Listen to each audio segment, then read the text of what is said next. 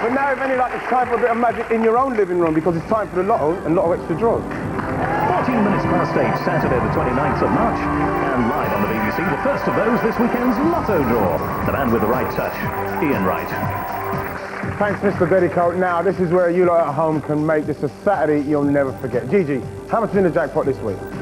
The estimated prize fund in tonight's Lotto draw is £17.1 million. That will make the jackpot £5.4 million. Good luck. Okay, you know what you've got to do. Here come the balls. Earlier today, Simon Shaw from Forest Hill chose at random tonight's draw equipment for us. We're using Arthur and set of balls number 4. Mr. Wright. Now, joining me to start the draw is the gorgeous Suelise from Mystique. Come and how you doing, darling? I'm fine, enjoying myself. So you're going to be singing for us later? Yes. You're back on the scene after being away for a while. What does that mean? We've been working on a new album, Eye Candy, and we've been going to Japan and Australia doing promotion. It's just great to be back in the swing of things, yeah. Okay, so Suelise, what's it feel like you can give somebody a great night? Oh, good luck, everyone. I really hope you do well. Press that one.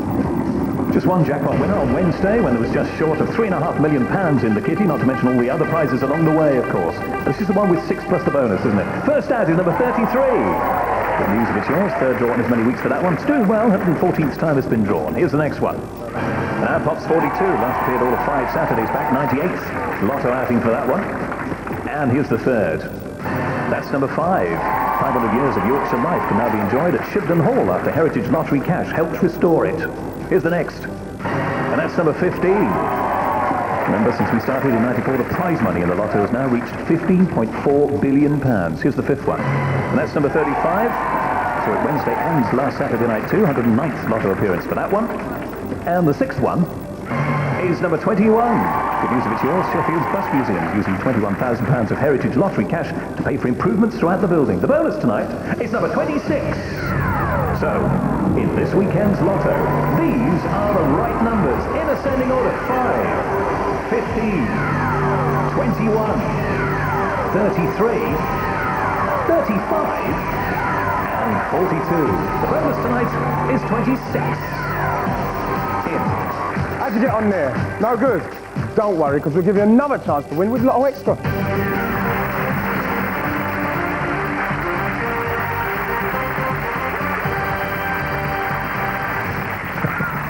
What a mover. Okay, let's get those balls tumbling. It's Galahad and set of extra balls number 2, again chosen by Simon Shaw, that we're using tonight. Ian. So, Gigi, what's going on in the Lotto Extra? Well, you can't do things by halves on Lotto Extra. You have to match all 6 numbers in order to win. Might sound a bit harsh at first, but not when you know that tonight's jackpot is £10.8 million. So there you have it. Suelise, time to do some button pushing, sweetie. Okay, here we go again. Good luck, everyone. This is it then, this weekend's Lotto Extra Draw. It's live, and as you heard, we're talking even bigger money now. Here's the first one, number 12. And as Gigi said, if there's no winner tonight, it just means there'll be a bigger jackpot on Wednesday night, when we'll bring you lottery news at half-time in the England-Turkey game. 46 is the next one. You must match with all 6 numbers, though, to have a stake in tonight's £10.8 million jackpot. Third number is number 3. Bear in mind, in this game, the jackpot can go as high as £50 million. Here's the 4th one, 19. We're almost there, just 2 more needed. And here is the first of them. That's number 4. Now, you got the first 5 numbers. You need this one as well, remember. And it is number 38. So tonight's Lotto Extra numbers in ascending order are these. Number 3, number 4, number 12, number 19, number 38, and number 46. Ian. Thanks, Alan. Hope you were lucky there. Now, to round off a packed show and give it...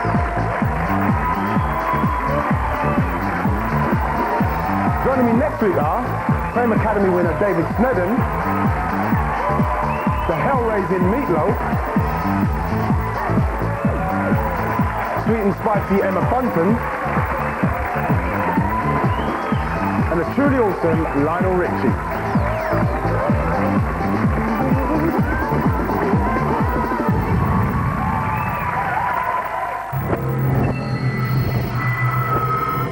This week on Parkinson, Pierce Brosnan, the current James Bond. Rowan Atkinson, could he be the next Bond? And Rory Bremner. who could be anyone he wants. All this is great music from David Gray. Join us tonight. I'm breaking through, I'm bending spoons, I'm keeping flowers in full bloom. I'm looking for answers from the great, answers from the great, answers. I'd employ you, handsome swine. Secrets. You've never been a fan before, have you? I just need this job. Rivalry. I'm going to be on your butler. You lost, mate. Say. Waiting on duty. No pay for one. You. And intrigue. Didn't even say goodbye. You were wise and brave not to give in to him. Life below stairs, as you've never seen it before. Wasting your time with her. It's too good for you. All mouths and trousers. The trousers come off, love. For me, they don't. Servants. New drama coming soon to BBC One. At a crime scene, evidence is everywhere. A good detective sees it all. In a brand new TV game, 10 real people turn investigator. If they find the clues and crack the crime, one of them will take the reward.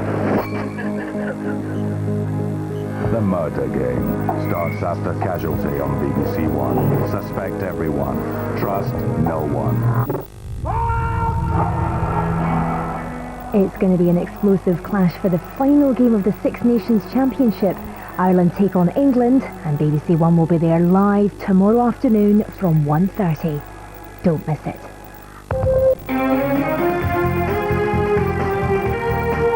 The evidence is everywhere. In a brand new TV game, 10 real people turn investigator. If they can see the clues, they'll solve the crime. The Murder Game, next on BBC One. Suspect everyone, trust no one. Then, right after the programme, BBC 3 goes inside HQ of the Murder Game.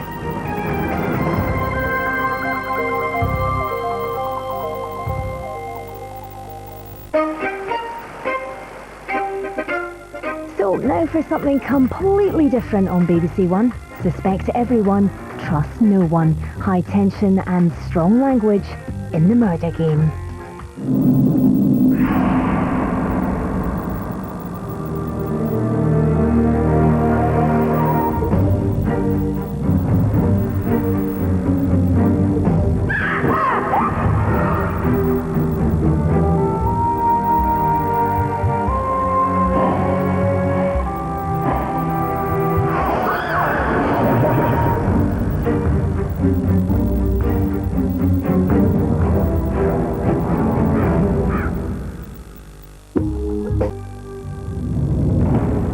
Next week on The Murder Game, new evidence goes up in smoke.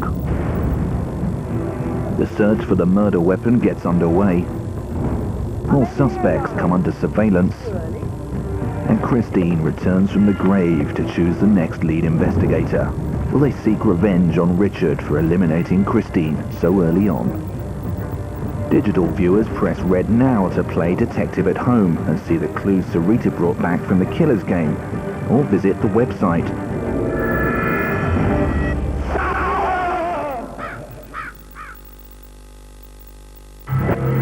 Turn over now for Murder Game Inside HQ on BBC 3. At Macintosh Textiles, love is in the air. He likes me, and I like him. In fact, I really like him. But not all matches are made in heaven. Sorry, can't keep my hands off you. It's not there, it's not there. Clocking off. There's something going on I should know about. Tomorrow at 9 on BBC One. If you can bring a story to life and can entertain people just with your expertise, the BBC is searching for a factual presenter to front a documentary on BBC 4. Call now on 08700 10 60 60. This week on Parkinson, Pierce Brosnan, the current James Bond. Rowan Atkinson, could he be the next Bond? And Rory Bremner, who could be anyone he wants. All this is great music from David Gray. Join us tonight.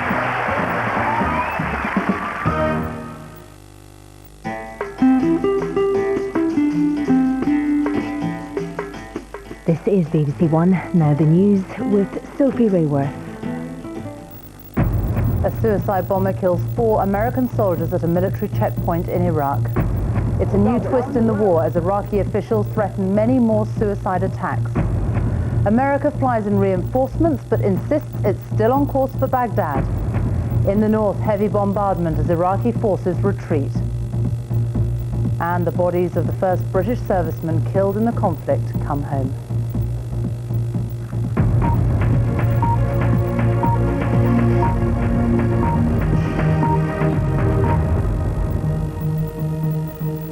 Good evening. British and American troops have been warned tonight to expect a wave of suicide attacks after 4 US soldiers were killed in a car bomb explosion in central Iraq.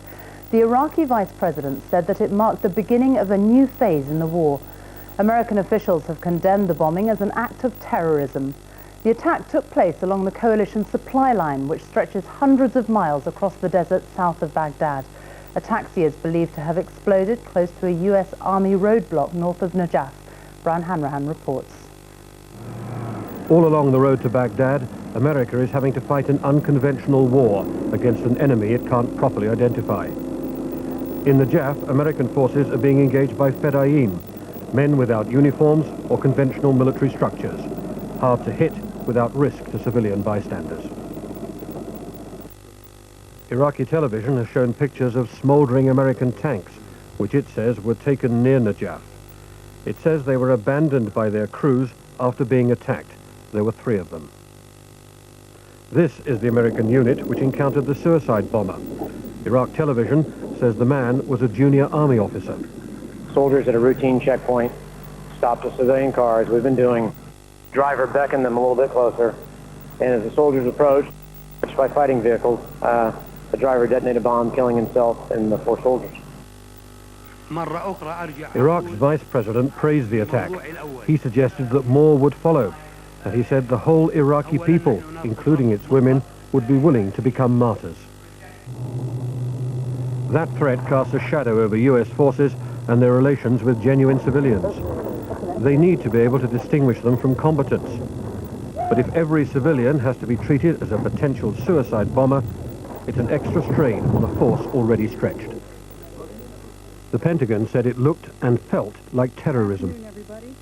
So it won't change our overall rules of engagement. It doesn't affect the operation at large, but to protect our soldiers, it clearly requires great care. The United States is already starting to deploy more forces to defend its supply lines. Today, the 101st Airborne was being airlifted forward from Kuwait to southern Iraq. A whole new division is joining the battle. Brian Hanrahan, BBC News. US commanders have insisted that there's been no let-up in the coalition's drive towards Baghdad. There have been reports that they'd ordered a 4 to 6 day pause in their advance because of supply problems and stiff Iraqi resistance.